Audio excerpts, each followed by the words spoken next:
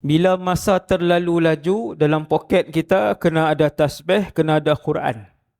Poket atas letak Quran kecil. Tak mau bawa Quran, dalam phone ada Quran. Dalam poket kena ada tasbih. Mesti kena ada tasbih. Tasbih apa pun tak apa.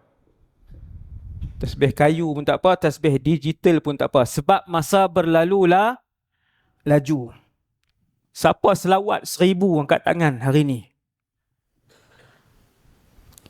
Saya ulang sekali lagi. Siapa selawat 1000 hari ni angkat tangan?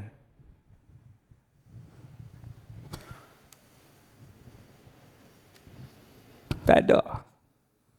Tak ada. Apa Allah sebut? Fadhkuruni azkurkum. Siapa sebut nama aku akan ingat dia waktu tu.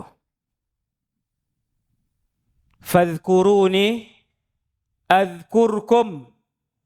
Siapa yang sebut nama aku akan ingat dia waktu itu juga. Tu makna ayat tu.